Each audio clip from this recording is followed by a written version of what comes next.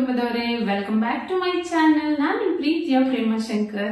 ಹೇಗಿದ್ದೀರಾ ಎಲ್ಲರೂ? I hope ಎಲ್ಲರೂ ಸೂಪರ್ ಆಗಿದ್ದೀರಾ ಅಂತ ಅನ್ಕೊಳ್ತೀನಿ.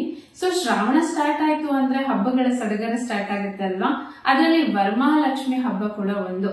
ಸೊ ಇನ್ನು ಹಬ್ಬಕ್ಕೆ ತುಂಬಾನೇ ಟೈಮ್ ಇದೆ. ಈ ಸಾರಿ August 16 ಅಂದ್ರೆ August 16ಕ್ಕೆ ವರಮಹಾಲಕ್ಷ್ಮಿ ಹಬ್ಬ ಇರೋದು. ಇನ್ನು ಸಾಕಷ್ಟು ಟೈಮ್ ಇದೆ, ಆದ್ರೆ ಇನ್ನು ಟೈಮ್ ಇದೆ ಅಂತ ಹೇಳಿ ಹಾಗೆ ಕೂರೋದಕ್ಕಾಗಲ್ಲ ಅಲ್ವಾ? ನಮ್ಮ ಪ್ರಿಪರೇಷನ್ ಅನ್ನ ನಾವು ಸ್ಟಾರ್ಟ್ ಮಾಡ್ಕೊಳ್ಳೇಬೇಕು. ಇಲ್ಲ ಅಂದ್ರೆ ಹಬ್ಬದ ಟೈಮಲ್ಲಿ ತುಂಬಾನೇ ಗಡಿಬಿಡಿ ಆಗುತ್ತೆ. ಸೊ ತುಂಬಾ ಜನ ಹೊಸದಾಗಿ ವರಮಹಾಲಕ್ಷ್ಮಿ ಹಬ್ಬನ ಮಾಡ್ಬೇಕು ಅಂತ ಇರ್ತಾರೆ. ಇಲ್ಲ ಆಲ್ರೆಡಿ ನಾವು ವರಮಹಾಲಕ್ಷ್ಮಿ ಪೂಜೆ ಮಾಡ್ತಾ ಇದೀವಿ, ಆದ್ರೂ ಅದ್ರ ಕರೆಕ್ಟ್ ಆಗಿರುವಂತ ಪ್ರೊಸೀಜರ್ ಗೊತ್ತಿಲ್ಲ ಅಂತ ಇರ್ತಾರೆ. ಸೊ ತುಂಬಾ ಕನ್ಫ್ಯೂಷನ್ಸ್ ಇರುತ್ತಲ್ವಾ? ಇನ್ನು ನಾನು ಕೂಡ ಹೊಸದಾಗೇನೆ ಈ ಹಬ್ಬವನ್ನ ಮಾಡೋದಕ್ಕೆ ಶುರು ಮಾಡಿದ್ದು. ಸೊ 2021ರಲ್ಲಿ ನಮ್ಮ ಹೊಸ ಮನೆ ಕಟ್ಟಿದ ಮೇಲಿಂದ ನಾನು ಈ ಹಬ್ಬನ ಶುರು ಮಾಡಿದ್ದು.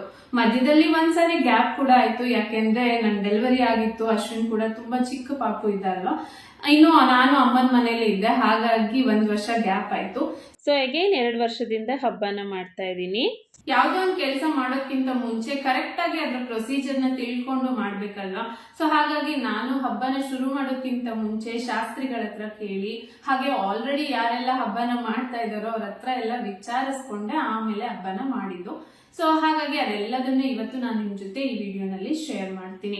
ಈ ವಿಡಿಯೋನಲ್ಲಿ ಯಾವೆಲ್ಲ ಟಾಪಿಕ್ ನ ಕವರ್ ಮಾಡ್ತೀನಿ ಅಂತ ರಫ್ ಆಗಿ ಮೊದಲೇ ಹೇಳ್ಬಿಡ್ತೀನಿ, ಅದಾದ್ಮೇಲೆ ವಿಡಿಯೋನ ಶುರು ಮಾಡೋಣ.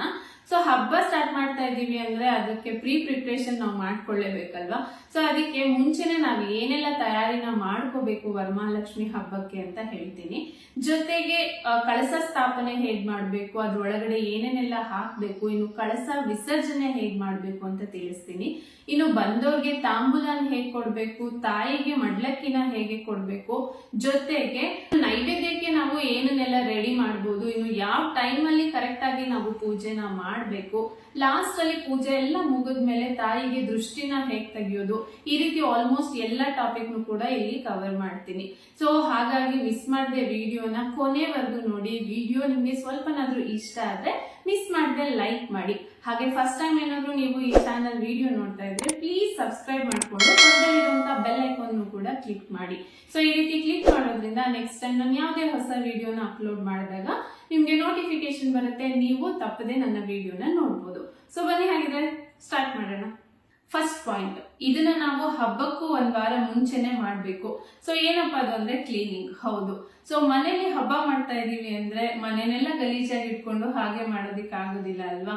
ಸೊ ಹಾಗಾಗಿ ಆದಷ್ಟು ಮನೇನ 1 ವಾರದ ಮುಂಚೆನೆ ಕ್ಲೀನ್ ಮಾಡ್ಕೋಬೇಕು. ಸೊ ಇವಾಗ ಶ್ರಾವಣ ಇದೆ, ನಾವು ಆಲ್ರೆಡಿ ಮನೇನ ಕ್ಲೀನ್ ಮಾಡಿದೀವಿ ಅನ್ನೋದಾದ್ರೆ ಎಲ್ಲಾದ್ರೂ ಧೂಳ ಇದೆಯಾ ಅಥವಾ ಜೇಡ ಕಟ್ಟಿದ್ಯಾ ಇದನ್ನೆಲ್ಲ ನೋಡ್ಕೊಂಡು ಒಂದ್ಸಾರಿ ಜೇಡನ ಧೂಳನ ಎಲ್ಲ ಕ್ಲೀನ್ ಮಾಡ್ಕೊಂಡ್ರೆ ಆಗೋಯ್ತು. ಇನ್ನು ಇದ್ರ ಜೊತೆಗೆ ನೆಕ್ಸ್ಟ್ ಮಾಡ್ಬೇಕಾಗಿರೋ ಕೆಲಸ ಏನು ಅಂದ್ರೆ ಪೂಜೆಗೆ ಎಲ್ಲಾ ಸಾಮಾನುಗಳನ್ನ ಐಟಮ್ಸ್ ಗಳನ್ನ ನಾವು ಬೀರುನಲ್ಲಿ ಗೋಡ್ರೇಜ್ ಅಲ್ಲಿ ಎತ್ತಿಟ್ಟಿರ್ತೀವಲ್ವಾ, ಅದನ್ನೆಲ್ಲದನ್ನು ಹೊರಗೆ ತೆಗೆದು ನೀಟಾಗಿ ತಿಕ್ಕಿ ತೊಳೆದು ರೆಡಿ ಇಟ್ಕೋಬೇಕು. ಹಾಗೆ ಡೆಕೋರೇಷನ್ಗೆ ಏನಾದ್ರೂ ಐಟಮ್ಸ್ ನ ತೆಗ್ದಿಟ್ಟಿದ್ರೆ ಅದನ್ನು ಕೂಡ ತೆಗೆದು ಹ್ಯಾಂಡಿಯಾಗಿ ಇಟ್ಕೋಬೇಕು. ಒಟ್ನಲ್ಲಿ ನಾವು ಪೂಜೆ ಮಾಡೋ ಟೈಮ್ ಅಲ್ಲಿ ಎಲ್ಲಾನು ನಮ್ ಕೈಗೆ ಈಸಿಯಾಗಿ ಸಿಕ್ಕರೆ ನಮ್ ಪೂಜೆ ಬೇಗ ಮುಗಿಯೋದಕ್ಕೆ ಹೆಲ್ಪ್ ಆಗುತ್ತೆ. ಇದ್ರ ಜೊತೆಗೆ ನೀವೇನಾದ್ರೂ ಡೆಕೋರೇಷನ್ ಮಾಡ್ಬೇಕು ಅಂತ ಹೊಸದಾಗಿ ಪ್ಲಾನ್ ಮಾಡಿದ್ರೆ ಅಥವಾ ನೀವು ಇರೋಂತ ಡೆಕೋರೇಷನ್ಗೆ ಏನಾದ್ರೂ ಆಡ್ ಮಾಡ್ಬೇಕು ಐಟಮ್ಸ್ ಅನ್ಕೊಂಡಿದ್ರೆ ಅದನ್ನೆಲ್ಲವನ್ನು ಮುಂಚೆನೆ ತರಿಸಿಟ್ಕೊಂಡ್ರೆ ಒಳ್ಳೇದು. ಹಾಗೇನೆ ದೇವರಿಗೆ ಸೀರೆ ಉಡಿಸ್ಬೇಕು ಅಥವಾ ಮಡ್ಲಕ್ಕಿನಲ್ಲಿ ಸೀರೆ ಇಡ್ಬೇಕು ಅಂತ ಇದ್ರೆ ಅದನ್ನು ಕೂಡ ಮುಂಚೆನೆ ತರಿಸಿ ಇಟ್ಕೊಂಡ್ರೆ ಹಬ್ಬದ ಟೈಮಲ್ಲಿ ಗಡಿಬಿಡಿ ಆಗೋಲ್ಲ. 1 ವಾರ ಅಥವಾ 3-4 ದಿನದ ಮುಂಚೆ ಏನ್ ಮಾಡ್ಬೇಕು ಅಂತ ನೋಡಿದ್ವಿ. ಈಗ ಪೂಜೆ ಹಿಂದಿನ ದಿನ ಏನ್ ಮಾಡ್ಬೇಕು ಅಂತ ನೋಡೋಣ. ನಾರ್ಮಲ್ ಆಗಿ ನಮ್ಮ ಪೂಜೆಗೆ ಏನೇನೆಲ್ಲ ವಸ್ತುಗಳು ಬೇಕಾಗ್ಬೋದು, ಹೂವು, ಹಣ್ಣು, ಕಾಯಿ, ಬತ್ತಿಗಳು, ಹಾರ ಇದೆಲ್ಲದನ್ನು ತರಿಸಿ ರೆಡಿ ಇಟ್ಕೋಬೇಕು. ಜೊತೆಗೆ ಆರತಿ ತಟ್ಟೆ, ದೀಪ, ತಟ್ಟೆಗಳು ಇದೆಲ್ಲ ಬೇಕಾಗತ್ತಲ್ವಾ, ಇದನ್ನೆಲ್ಲ ತೆಗೆದು ಹ್ಯಾಂಡಿಯಾಗಿ ಇಟ್ಕೋಬೇಕು. ಇನ್ನು 1 ದಿನದ ಮುಂಚೆ ಅಂದ್ರೆ ನೈಟ್ ನಾವು ಊಟ ಮಾಡಿ ಮಲ್ಗೋವಾಗ್ಲೇನೆ ಆದಷ್ಟು ಮನೇನ ನೀಟಾಗಿ ಕಸ ಹೊಡೆದು ನೆಲ ಒರೆಸಿ ಇಟ್ಕೊಂಡ್ರೆ ಬೆಳಿಗ್ಗೆ ಎಲ್ರು ಮಲಗಿರ್ತಾರೆ, ನಾವು ಬೇಗ ಎದ್ದು ಪೂಜೆ ಮಾಡ್ತೀವಿ. ಆ ಟೈಮಲ್ಲಿ ಜಸ್ಟ್ ನಾವು ಪೂಜೆ ಮಾಡುವಂತ ಜಾಗ ಮತ್ತೆ ಅಡಿಗೆ ಮನೆ ಇದೆರಡನ್ನೇ ಸ್ವಲ್ಪ ಕಸ ಹೊಡ್ಕೊಂಡು ನೆಲ ಒರೆಸ್ಕೊಂಡು ಪೂಜೆನ ಸ್ಟಾರ್ಟ್ ಮಾಡ್ಕೋಬಹುದು. ಹಾಗೆ ನೈಟೇನೆ ನಾವು ಆದಷ್ಟು ಪೂಜೆಗೆ ಏನೇನೆಲ್ಲ ಡೆಕೋರೇಷನ್ ಮಾಡ್ಬೇಕು ಅಂತ ಅನ್ಕೊಂಡಿದೀವೋ ಅದೆಲ್ಲದನ್ನು ರೆಡಿ ಮಾಡಿ ಇಟ್ಕೋಬೇಕು. ಬಟ್ ಕಳಸನ ಆವಾಗ್ಲೇ ಇಡಬಾರ್ದು. ಸೊ ಬೆಳಿಗ್ಗೆ ನಾವ್ ಅದನ್ನ ಇಡಬೇಕು. ಅದ್ರ ಜೊತೆಗೆ ತಾಯಿಗೆ ನಾವೇನಾದ್ರೂ ಸೀರೆ ಉಡಿಸ್ಬೇಕು ಅಂತ ಅನ್ಕೊಂಡಿದ್ರೆ ಆ ಸೀರೆ ಉಡ್ಸೋದಕ್ಕೆ ಸೀರೆನ ನೀಟಾಗಿ ಪ್ಲೀಟ್ ಮಾಡಿ ಅಂದ್ರೆ ನೆರಿಗೆನ ಮಾಡಿಕೊಂಡು ಐರನ್ ಮಾಡೋದ ಅವಶ್ಯಕತೆ ಇದ್ರೆ ಐರನ್ ಮಾಡಿ ನೀಟಾಗಿ ಸೀರೆನ ಪಿನ್ ಮಾಡಿ ಇಡಿ.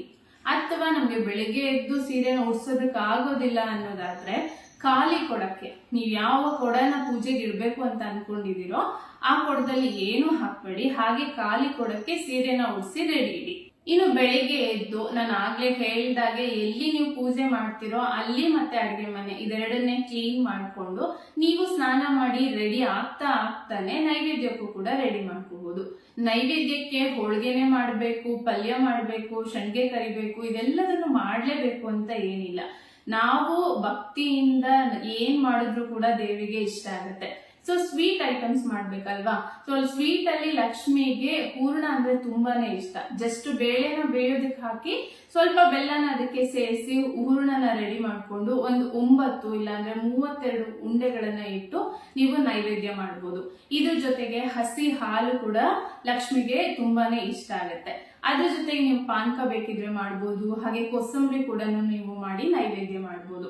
ಇದೆಲ್ಲ ತುಂಬಾನೇ ಸಿಂಪಲ್ ಆಗಿ ಬೆಳಿಗ್ಗೆ ಬೇಗ ಆಗುವಂತ ನೈವೇದ್ಯಗಳು. ಸೊ ಇದನ್ನ ಮಾಡ್ತಾನೆ ನೀವು ಕೂಡ ರೆಡಿ ಆಗ್ಬೋದು. ಲಕ್ಷ್ಮಿ ಪೂಜೆ ಮಾಡೋ ಕಂಪ್ಲೀಟ್ ಪ್ರೋಸೆಸ್ ನ ಹೇಳೋದ್ಕಿಂತ ಮುಂಚೆ ಈ ಚಿಕ್ಕ ವಿಷಯಗಳನ್ನ ಯಾಕೆ ಹೇಳ್ತಾ ಇದ್ದೀನಿ ಅಂದ್ರೆ, ಪೂಜೆ ನಮ್ಗೆ ತೃಪ್ತಿ ಆಗೋ ತರ ಖುಷಿಯಿಂದ ಸಂತೋಷದಿಂದ ನಡಿಬೇಕು ಅಂದ್ರೆ ಈ ಎಲ್ಲಾ ವಿಷಯಗಳು ತುಂಬಾನೇ ಮ್ಯಾಟರ್ ಆಗುತ್ತೆ. ಅದಕ್ಕೋಸ್ಕರ ಸೊ ಇನ್ನು ಲಕ್ಷ್ಮಿ ಪೂಜೆ ಮಾಡ್ತಾ ಇದ್ದೀವಿ ಅಂದಾಗ ನಾವು ಮೊದಲು ಲಕ್ಷ್ಮಿಗೆ ಹೇಗ್ ರೆಡಿ ಮಾಡ್ತೀವೋ ಅಷ್ಟೇ ನೀಟಾಗಿ ನಾವು ಕೂಡ ರೆಡಿ ಆಗ್ಬೇಕು.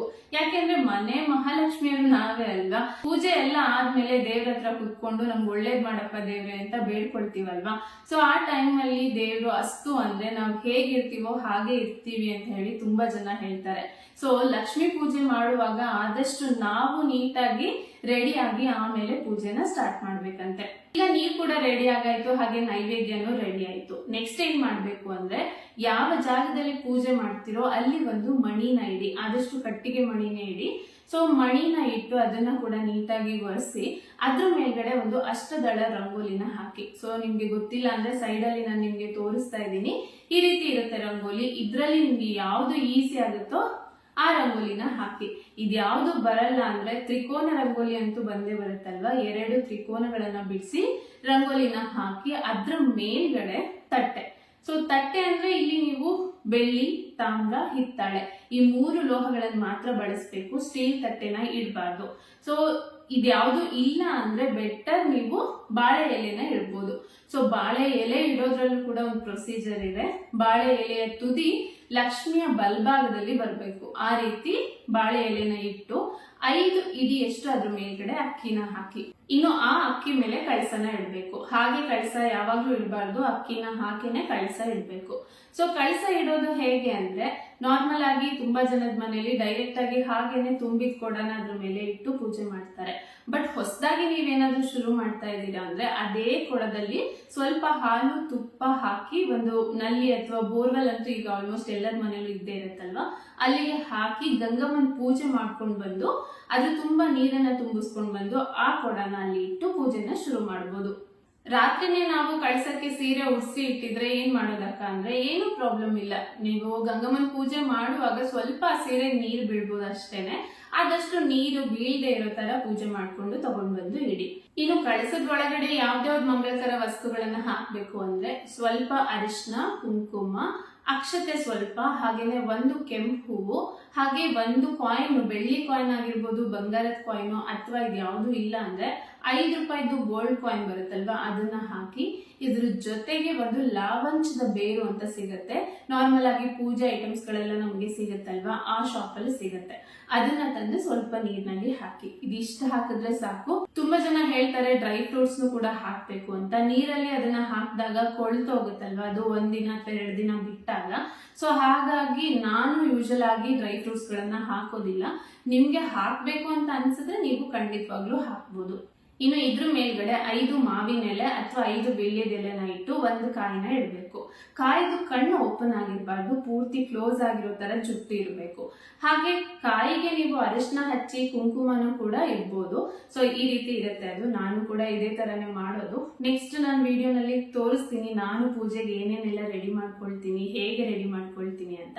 ಸೊ ಈಗ ನಿಮ್ಗೆ ಡೀಟೇಲ್ ಆಗಿ ಪೂಜೆ ಹೇಗ್ ಮಾಡೋದು ಅಂತ ಹೇಳ್ತಾ ಇದ್ದೀನಿ ಅಷ್ಟೇ. ಸೊ ಈ ರೀತಿ ರೆಡಿ ಮಾಡ್ಕೊಂಡಿರುವಂತ ಕಾಯಿನ ಕಳಸದ ಮೇಲ್ಗಡೆ ಇಡಬೇಕು. ಇದನ್ನ ಇಟ್ಟಾದ್ಮೇಲೆ ನೀವು ಆಲ್ರೆಡಿ ಸೀರೆನ ಉಡ್ಸಿರ್ತೀರಲ್ವಾ, ಅದನ್ನ ನೀಟಾಗಿ ಕಂಪ್ಲೀಟ್ ಮಾಡ್ಕೋಬಹುದು. ಆದ್ಮೇಲೆ ಇದಕ್ಕೆ ತಾಳಿ ಮುಖ್ಯವಾಗಿ ಹಾಕ್ಬೇಕು. ಬಂಗಾರದ ತಾಳಿ ಇದ್ರೆ ನೀವು ಅದನ್ನ ಹಾಕಿ, ಇಲ್ದೇ ಇದ್ರೆ ಅರಿಶಿನದ ಕೊಂಬಿನ ತಾಳಿನ ಮಾಡ್ಬೇಕು. 5 ಎಳೆ ದಾರನ ಸ್ವಲ್ಪ ಅರಿಶಿನದಲ್ಲಿ ಅದ್ದಿ ಅದಕ್ಕೆ ಒಂದು ಮಕ್ಕಳಿರುವಂತ ಅಂದ್ರೆ ಕವಲು ಹೊಡೆದಿರುವಂತ ಅರಿಶಿನದ ಕೊಂಬನ್ನ ಅದಕ್ಕೆ ಕಟ್ಟಿ ಅದನ್ನ ದೇವಿಗೆ ಕಟ್ಟಬೇಕು. ಇದೇ ತಾಳಿ. ಇದು ತುಂಬಾನೇ ಶ್ರೇಷ್ಠವಾಗಿರುವಂತ ತಾಳಿ. ಬಂಗಾರದ ತಾಳಿ ಇಲ್ಲ ಅಂತ ಇರೋರು ಈ ತರ ಮಾಡಿ ಹಾಕಿ. ಸೊ ಇದನ್ನ ಕಟ್ಟದ ಮೇಲೆ ನೆಕ್ಸ್ಟ್ ನೀವು ಗೆಜ್ಜೆ ವಸ್ತ್ರ ಹಾಕಿ, ಹೂವಿನ ಹಾರ ಹಾಕಿ, ಹೂಗಳನ್ನ ನೀಟಾಗಿ ಮುಡಿಸಿ ಡೆಕೋರೇಷನ್ ಅನ್ನ ಕಂಪ್ಲೀಟ್ ಮಾಡ್ಕೊಳ್ಳಿ. ಇದಾದ್ಮೇಲೆ ನಿಮ್ಮ ಹತ್ರ ಒಡವೆ ಇದ್ದು ನಾವು ದೇವಿಗೆ ಹಾಕ್ಬೇಕು ಅಂತ ನಿಮ್ಗೆ ಇಷ್ಟ ಇದ್ರೆ ಸೊ ಅದ್ರಲ್ಲಿ ಸ್ವಲ್ಪ ದೇವಿಗೂ ಹಾಕಿ, ನೀವು ಕೂಡ ಹಾಕೊಳ್ಳಿ. ಯಾಕೆಂದ್ರೆ ಮುಂಚೆ ನಾನು ಹೇಳ್ದಾಗೆ ಲಕ್ಷ್ಮಿನ ನಾವು ಎಷ್ಟು ನೀಟಾಗಿ ರೆಡಿ ಮಾಡ್ತೀವೋ ಅಷ್ಟೇ ನೀಟಾಗಿ ನಾವು ಕೂಡ ರೆಡಿ ಆಗ್ಬೇಕು. ಸೊ ಹಾಗಾಗಿ ನಮ್ಮ ಹತ್ರ ಒಡವೆಗಳಿಲ್ಲ ಅಂದ್ರೆ ಏನೂ ಪ್ರಾಬ್ಲಮ್ ಇಲ್ಲ. ಹೂವನ್ನ ಏರಿಸಿ ಹಾಗೆ ಗೆಜ್ಜೆ ವಸ್ತ್ರ ಏರ್ಸಿರ್ತೀರಲ್ವಾ, ಅದೇ ಲಕ್ಷ್ಮೀ ದೇವಿಗೆ ತೃಪ್ತಿ. ಸೊ ನಿಮ್ಮ ಹತ್ರ ಎಷ್ಟಿದೆಯೋ ಅಷ್ಟರಲ್ಲೇ ಮಾತ್ರ ಪೂಜೆ ಮಾಡಿ. ಸೊ ಅದ್ರಿಂದನೇ ನಿಮ್ಗೆ ತುಂಬಾ ಒಳ್ಳೇದಾಗುತ್ತೆ. ಎಲ್ಲ ಆದ್ಮೇಲೆ ವರಮಹಾಲಕ್ಷ್ಮಿ ಹಬ್ಬದಲ್ಲಿ ಮುಖ್ಯವಾಗಿರುವಂತದ್ದು ಅರಿಶಿನದ ದಾರ. ಸೊ 9 ಅಥವಾ 16 ಗಂಟಿರುವಂತ ಅರಿಶಿನದ ಕಂಕಣನ ನಾವು ಕಟ್ಕೋಬೇಕು. ಪೂಜೆ ಮಾಡೋಕ್ಕಿಂತ ಮುಂಚೆನೆ ಈ ಕಂಕಣನ ನಾವು ಕಟ್ಕೋಬೇಕು. ಹೇಗ್ ಮಾಡೋದು ಈ ಕಂಕಣ ಅಂದ್ರೆ 5 ಎಳೆ ದಾರ ಅಥವಾ ಕಂಕಣದ ದಾರ ಅಂತಾನೆ ಸಿಗುತ್ತಲ್ವಾ, ಅದನ್ನ ತಂದು ಅದಕ್ಕೆ 15 ಗಂಟುಗಳನ್ನ ಹಾಕಿ ಹಾಗೆ ಒಂದು ಹೂವನ್ನ ಇಡಿ, ಆದಷ್ಟು ಕೆಂಪು ಹೂವನ್ನ ಇಡಿ. ಕೆಂಪು ಹೂವನ್ನ ಇಟ್ಟು ಕಂಕಣ ಕಟ್ಟುತ್ತೀರಲ್ವಾ, ಅದು ಗಂಟು ಒಂದು ಸೇರಿ 16 ಗಂಟಾಗುತ್ತೆ. ಇಲ್ಲ ಅಂದ್ರೆ 9 ಗಂಟು ಅಂದ್ರೆ ನಾರ್ಮಲ್ ಆಗಿ ದಾರಕ್ಕೆ 8 ಗಂಟನ್ನ ಹಾಕಿ ಕಂಕಣನು ಕಟ್ಟೋದನ್ನ ಸೇರಿ 9 ಗಂಟಾಗುತ್ತೆ. ಈ ರೀತಿ ಗಂಟನ್ನ ಕಟ್ಟಿ ಆ ದಾರನ ಮನೇಲಿರುವಂತ ಮುತ್ತೈದೆಯರ ಕೈಯಲ್ಲಿ ಅಥವಾ ನಿಮ್ಮ ಗಂಡನ ಕೈಯಲ್ಲಿ ಕಂಕಣನ ಫಸ್ಟ್ ಕಟ್ಟಿಸ್ಕೊಂಡು ಆಮೇಲೆ ಪೂಜೆನ ಶುರು ಮಾಡಿ. ಇನ್ನು ನೆಕ್ಸ್ಟ್ ರೆಡಿ ಮಾಡ್ಕೊಂಡಿರುವಂತ ನೈವೇದ್ಯನ ಇಡಿ. ಇದ್ರ ಜೊತೆಗೆ 5 ತರದ ಹಣ್ಣು ಇಲ್ಲ 9 ತರದ ಹಣ್ಣನ್ನ ಇಡಿ. ಸೊ ಈ ಹಣ್ಣಲ್ಲಿ ಪೈನಾಪಲ್ ಅನ್ನ ಮಿಸ್ ಮಾಡದೆ ಇಡಿ.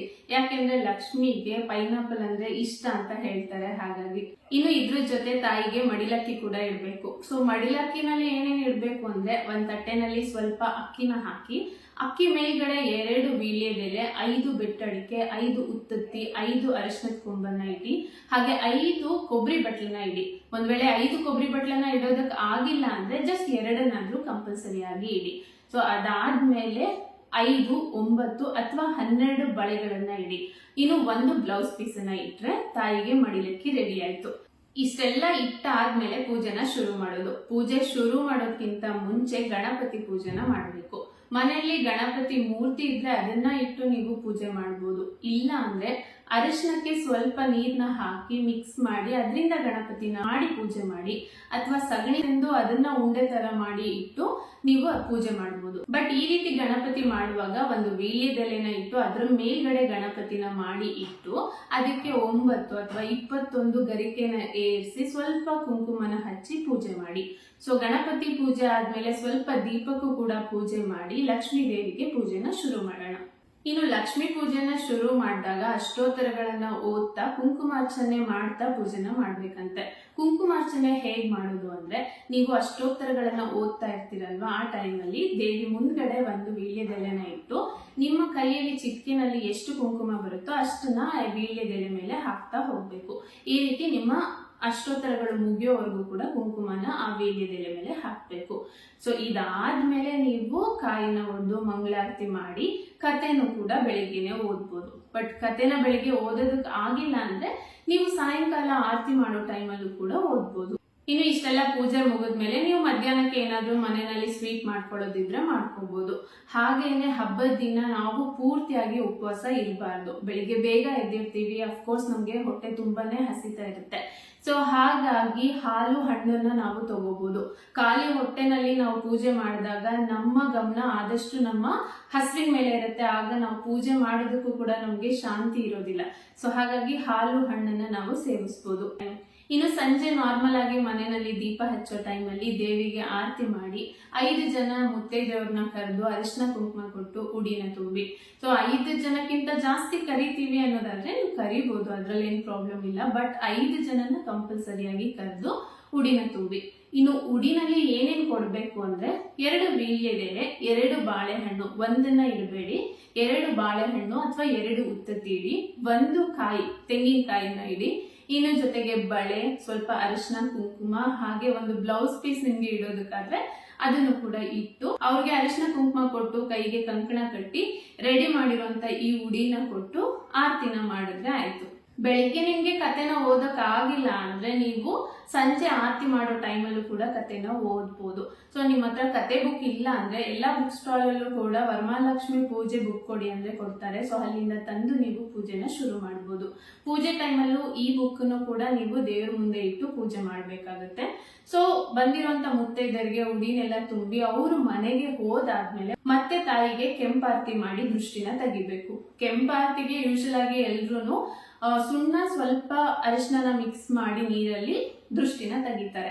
ಬಟ್ ದೇವರಿಗೆ ನಾವು ದೃಷ್ಟಿ ತೆಗೆಯುವಾಗ ಸುಣ್ಣನ ಮಿಕ್ಸ್ ಮಾಡಬಾರ್ದು. ಸೊ ಅರಿಶಿನ ಕುಂಕುಮನ ನೀರಲ್ಲಿ ಮಿಕ್ಸ್ ಮಾಡಿ ಅದ್ರ ಮೇಲ್ಗಡೆ ಒಂದು ವೀಳ್ಯದೆಲೆನ ಇಟ್ಟು ಅದ್ರ ಮೇಲೆ ಒಂದು ದೀಪನ ಹಚ್ಚಿ, ಅಂದ್ರೆ ಕಡ್ಲಿ ಬತ್ತಿ ಅಂತಾರಲ್ವಾ, ಆ ದೀಪನ ಹಚ್ಚಿ ದೇವರಿಗೆ ಆರತಿ ಮಾಡಿ ದೃಷ್ಟಿನ ತೆಗಿಬೇಕು. ಸೊ ವರಮಹಾಲಕ್ಷ್ಮಿ ಪೂಜೆ ಅಂತೂ ಪೂರ್ತಿಯಾಗಿ ಮುಗೀತು. ಈಗ ಕಳಸ ವಿಸರ್ಜನೆ ಹೇಗ್ ಮಾಡ್ಬೇಕು ಅಂದ್ರೆ, ತುಂಬಾ ಜನ 3 ಆರತಿನ ಮಾಡ್ತಾರೆ, ಇನ್ನು ಸ್ವಲ್ಪ ಜನ 5 ಆರತಿನ ಮಾಡ್ತಾರೆ. ಅಂದ್ರೆ ಬೆಳಿಗ್ಗೆ ಒಂದು ಆರತಿ ಮಾಡಿರ್ತೀವಿ, ಸಾಯಂಕಾಲ ಒಂದು ಆರತಿ ಮಾಡಿರ್ತೀವಿ, ಇನ್ನು ನೆಕ್ಸ್ಟ್ ಬೆಳಿಗ್ಗೆ ಒಂದು ಆರತಿನ ಮಾಡಿ ದೇವ್ರ ಮೇಲ್ಗಡೆ ಇರುವಂತ ಒಂದು ಹೂವನ್ನ ನಾವು ತೆಗೆದು ಕೆಳಗಡೆ ಇಟ್ಟರು ಕೂಡ ಕಳಸ ವಿಸರ್ಜನೆ ಆಯ್ತು. ಸೊ ಅದ್ರಲ್ಲಿ ಇರೋಂತ ನೀರು, ಅಂದ್ರೆ ಕೊಡದಲ್ಲಿರುವಂತ ನೀರ್ನ ಏನ್ ಮಾಡ್ಬೇಕು ಅಂದ್ರೆ, ಯಾರು ತುಳಿದಾಡದೆ ಇರುವಂತ ಜಾಗದಲ್ಲಿ ಒಂದು ಗಿಡಕ್ಕೆ ಹಾಕಿ, ತೆಂಗಿನ ಗಿಡಕ್ಕೆ ಹಾಕಿದ್ರೆ ತುಂಬಾ ಒಳ್ಳೇದು. ತೆಂಗಿನ ಗಿಡ ಇಲ್ಲ ಅಂದ್ರೆ ಬೇರೆ ಯಾವ್ದಾದ್ರು ಗಿಡಕ್ಕೆ ಹಾಕ್ಬೋದು. ಇನ್ನು ಕೈಯಲ್ಲಿ ಕೊಟ್ಕೊಂಡಿರುವಂತ ಅರಿಶಿನದ ಕಂಕಣ ಏನ್ ಮಾಡ್ಬೇಕು ಅಂದ್ರೆ, ನೀವು ಅದನ್ನ 3 ದಿನದವರೆಗೂ ಇಟ್ಕೋಬಹುದು ಅಥವಾ 5 ದಿನದವರೆಗೂ 9 ದಿನದವರೆಗೂ ಇಟ್ಕೋಬಹುದು. ಸೊ ವೆಜಿಟೇರಿಯನ್ಸ್ ಆದ್ರೆ ಏನು ಪ್ರಾಬ್ಲಮ್ ಇರೋದಿಲ್ಲ. ಬಟ್ ನಾನ್ ವೆಜಿಟೇರಿಯನ್ಸ್ ಆದ್ರೆ ನೀವು ಈ ಕಂಕಣನ ಕಟ್ಕೊಂಡಾಗ ನಾನ್ ವೆಜ್ ನ ತಿನ್ಬೇಡಿ. ಸೊ ಬೆಟರ್ ಅಂದ್ರೆ 3 ದಿನಕ್ಕೆ ಅದನ್ನ ಬಿಚ್ಚಿ ಒಂದು ಯಾವ್ದಾದ್ರು ಗಿಡಕ್ಕೆ ಹಾಕಿ, ಅದನ್ನು ಕೂಡ ಯಾರು ತುಳಿದೇ ಇರುವಂತ ಜಾಗದಲ್ಲಿ ಹಾಕ್ಬೇಕು, ಗಿಡಕ್ಕೆ ಹಾಕಿ ಆಮೇಲೆ ನೀವು ನಾನ್ ವೆಜ್ ಅನ್ನ ತಿನ್ಬಹುದು. ಸೊ ಇಷ್ಟೆಲ್ಲ ಕಂಪ್ಲೀಟ್ ಪೂಜೆ ಪ್ರೋಸೆಸ್ ಅನ್ನ ತಿಳ್ಕೊಂಡಾಯ್ತು. ಸೊ ಇದೆಲ್ಲ ನೋಡದ್ಮೇಲೆ ಲಾಸ್ಟ್ ಅಲ್ಲಿ ಬರುವಂತ ಒಂದು ಡೌಟ್ ಏನು ಅಂದ್ರೆ, ವರಮಹಾಲಕ್ಷ್ಮಿ ಹಬ್ಬನ ಅಂದ್ರೆ ಪೂಜೆನ ಯಾರ್ಯಾರೆಲ್ಲ ಮಾಡ್ಬೋದು ಅಂತ ಹೇಳಿ. ಸೊ ಮುತ್ತೈದೆಯವರು ಎಲ್ರು ಕೂಡ ಮಾಡ್ಬೋದು. ಸೊ ಮನೆಯಲ್ಲಿ ಮುತ್ತೈದೆಯವರು ಇಲ್ಲ, ನನ್ನ ಮಗಳು ಮಾಡ್ಬೋದಾ, ನಮ್ಮ ಅಕ್ಕ ಮಾಡ್ಬೋದಾ, ಈ ರೀತಿ ಇನ್ನಷ್ಟು ಕ್ವಶನ್ಸ್ ಇರುತ್ತಲ್ವಾ. ಸೊ ಖಂಡಿತ ಮನೇಲಿರುವಂತ ಮಕ್ಕಳು, ಹೆಣ್ಮಕ್ಳು ಎಲ್ರು ಕೂಡ ಮಾಡ್ಬೋದು. ಒಂದ್ ವೇಳೆ ನಿಮ್ಗೆ ಬುಕ್ಸ್ ಓದೋದಕ್ಕೆ ಬರೋದಿಲ್ಲ ಅಂತವ್ರು ಏನ್ ಮಾಡ್ಬೇಕು ಅಂದ್ರೆ, ನೀವೆಲ್ಲ ಪೂಜೆನ ರೆಡಿ ಮಾಡಿ ಪೂಜೆನ ಮುಗಿಸ್ಕೊಡಿ. ನಿಮ್ ಮನೇಲಿರುವಂತ ಮಕ್ಕಳು ಅಥವಾ ನಿಮ್ಮ ಗಂಡನ ಕೈಯಲ್ಲಿ ಬುಕ್ಸ್ ಅನ್ನ ಓದೋದಕ್ಕೆ ಹೇಳಿ, ಅಥವಾ ಕುಂಕುಮಾರ್ಚನೆ ಮಾಡೋ ಟೈಮಲ್ಲಿ ಅವ್ರಿಗೆ ಹೇಳಿ ಅಷ್ಟೋತ್ತರಗಳನ್ನ ಓದೋದಕ್ಕೆ. ಅದು ಆಗಿಲ್ಲ ಅಂದ್ರೆ ಈಗ ಯೂಟ್ಯೂಬ್ ಅಲ್ಲೇ ಎಷ್ಟೊಂದು ವಿಡಿಯೋಸ್ ಗಳು ಸಿಗುತ್ತೆ ನಿಮ್ಗೆ, ಆಲ್ರೆಡಿ ಕತೆ ಹೇಳಿರುವಂತದ್ದು ಅಥವಾ ಅಷ್ಟೋತ್ತರಗಳನ್ನ ಹೇಳಿರುವಂತದ್ದು, ಅದನ್ನ ನೀವು ಆನ್ ಮಾಡ್ಕೊಂಡು ಕೂಡ ನೀವು ಪೂಜೆನ ಮಾಡಬಹುದು. ಪೂಜೆ ಬೇಗ ಮಾಡಬೇಕು ನಿಜ, ಆದ್ರೆ ಎಷ್ಟು ಗಂಟೆ ಒಳಗೆ ಮಾಡಬೇಕು ಅಂತ ಗೊತ್ತಾಗ್ಲಿಲ್ಲ ಅಲ್ವಾ. ವರಮಹಾಲಕ್ಷ್ಮಿ ಹಬ್ಬದ ಪೂಜೆನ ಬ್ರಾಹ್ಮಿ ಮುಹೂರ್ತದಲ್ಲಿ ಮಾಡಬೇಕು. ಸೊ ಅದು ಯಾವಾಗ ಅಂದ್ರೆ ಬೆಳಿಗ್ಗೆ 6:15 ಒಳಗಡೆ ಈ ಮುಹೂರ್ತ ಮುಗಿದ್ಬಿಡತ್ತೆ. ಹಾಗಾಗಿ ಅವತ್ತೊಂದು ದಿನ ಮಧ್ಯರಾತ್ರಿ 2:30 ಅಥವಾ 3 ಗಂಟೆಗೆ ಎದ್ದು ನಾವ್ ರೆಡಿಯಾಗಿ ನೈವೇದ್ಯ ಮಾಡ್ಕೊಂಡು ಪೂಜೆ ಮುಗಿಸೋಷ್ಟ್ರಲ್ಲಿ ಅಷ್ಟೇ ಟೈಮ್ ಆಗ್ಬಿಡತ್ತೆ. ಸೊ ವರಮಹಾಲಕ್ಷ್ಮಿ ಹಬ್ಬದ ಪೂಜೆಯ ಕಂಪ್ಲೀಟ್ ಡೀಟೇಲ್ಸ್ ಅನ್ನ ನಾನು ನಿಮ್ಗೆ ಈ ವಿಡಿಯೋನಲ್ಲಿ ತಿಳಿಸಿದ್ದೀನಿ. ಮೇ ಬಿ ವಿಡಿಯೋ ಸ್ವಲ್ಪ ಉದ್ದ ಅನಿಸ್ತಾ ಇರ್ಬೋದು, ಯಾಕೆ ಅಂದ್ರೆ ಪೂರ್ತಿ ಡೀಟೇಲ್ಸ್ ಅನ್ನ ನಾನು ಇದೊಂದೇ ವಿಡಿಯೋನಲ್ಲಿ ಹೇಳಿರೋದ್ರಿಂದ. ಇದರಲ್ಲಿ ಯಾವ್ದಾದ್ರು ವಿಷಯ ಮಿಸ್ ಆಗಿದ್ರೆ ನೀವು ನನಗೆ ಕಮೆಂಟ್ ಮಾಡಬಹುದು, ಡೆಫಿನೆಟ್ ಆಗಿ ಅದಕ್ಕೆ ನಾನು ಆನ್ಸರ್ ಮಾಡ್ತೀನಿ. ಐ ಹೋಪ್ ಈ ವಿಡಿಯೋ ನಿಮ್ಮೆಲ್ರಿಗೂ ಖಂಡಿತ ಇಷ್ಟ ಆಗಿದೆ, ಹಾಗೆ ಯೂಸ್ ಕೂಡ ಆಗುತ್ತೆ ಅಂತ ಅನ್ಕೊಂಡಿದ್ದೀನಿ. ಇನ್ನು ವರಮಹಾಲಕ್ಷ್ಮಿ ಹಬ್ಬದ್ದೇ ಒಂದು ಸಿರೀಸ್ ಅನ್ನ ಮಾಡೋಣ ಅಂತ ಅನ್ಕೊಂಡಿದೀನಿ. ಸೊ ಈಗ ನಾನು ಈ ವಿಡಿಯೋನಲ್ಲಿ ಏನೇನೆಲ್ಲ ಡೀಟೇಲ್ಸ್ ಅನ್ನ ಹೇಳಿದೀನೋ ಅದನ್ನ ರಿಯಲ್ ಆಗಿ ಮಾಡಿ ಕೂಡ ನಿಮ್ಗೆ ತೋರಿಸ್ತೀನಿ. ಯಾಕೆಂದ್ರೆ ನಾನು ಕೂಡ ಪೂಜೆಗೆ ರೆಡಿ ಮಾಡ್ಕೋಬೇಕಲ್ವಾ. ಸೊ ನಾನ್ ಪೂಜೆಗೆ ರೆಡಿ ಮಾಡ್ಕೊಳ್ಳೋದನ್ನೇ ನಿಮ್ ಜೊತೆ ಕೂಡ ಶೇರ್ ಮಾಡ್ತೀನಿ. ಇನ್ನು ದೇವಿಗೆ ಒಂದಿನದ ಮುಂಚೆನೆ ಹೇಗೆ ಸೀರೆ ಉಡ್ಸೋದು ಅಥವಾ ಕಳಸ ಕೂರ್ಸದ್ಮೇಲೆ ಹೇಗೆ ಸೀರೆ ಉಡ್ಸೋದು ಅಂತ ಹೇಳಿ ಒಂದ್ 2-3 ರೀತಿನಲ್ಲಿ ತೋರಿಸ್ಕೊಡ್ತೀನಿ. ಅದ್ರಲ್ಲಿ ನಿಮ್ಗೆ ಯಾವ್ದು ಈಸಿ ಆಗುತ್ತೋ ಆ ಮೆಥಡ್ ಅನ್ನ ನೀವು ಫಾಲೋ ಮಾಡ್ಬೋದು. ಸೊ ಹಾಗಾಗಿ ಈ ವಿಡಿಯೋ ನೋಡಿರೋಂಥವ್ರು ಎಲ್ರು ಕೂಡ ಮಿಸ್ ಮಾಡದೆ ಆ ವಿಡಿಯೋಸ್ ಗಳಿಗೂ ಕೂಡ ವೇಟ್ ಮಾಡ್ತಾ ಇರಿ. ಆದಷ್ಟು ಬೇಗ ಪೂಜೆಗೂ ಸ್ವಲ್ಪ ದಿನ ಮುಂಚೆನೆ ನಾನು ಆ ವಿಡಿಯೋನು ಕೂಡ ಪೋಸ್ಟ್ ಮಾಡ್ತೀನಿ. ಈ ವಿಡಿಯೋ ನಿಮ್ಗೆ ಇಷ್ಟ ಆಗಿದ್ರೆ ಮಿಸ್ ಮಾಡದೆ ವಿಡಿಯೋನ ಲೈಕ್ ಮಾಡಿ. ಹಾಗೇನೆ ಇದೇ ಫಸ್ಟ್ ಟೈಮ್ ಏನಾದ್ರು ನೀವು ಈ ಚಾನೆಲ್ ವಿಡಿಯೋ ನೋಡ್ತಾ ಇದ್ರೆ ಪ್ಲೀಸ್ ಈ ಚಾನೆಲ್ ಅನ್ನ ಸಬ್ಸ್ಕ್ರೈಬ್ ಮಾಡ್ಕೊಂಡು ಸಪೋರ್ಟ್ ಮಾಡಿ. ಮತ್ತೊಂದು ಇನ್ಫಾರ್ಮೇಟಿವ್ ಬ್ಲಾಗ್ ಜೊತೆ ಸಿಗ್ತೀನಿ. ಅಲ್ಲಿವರೆಗೂ thanks for watching. Bye bye, take care.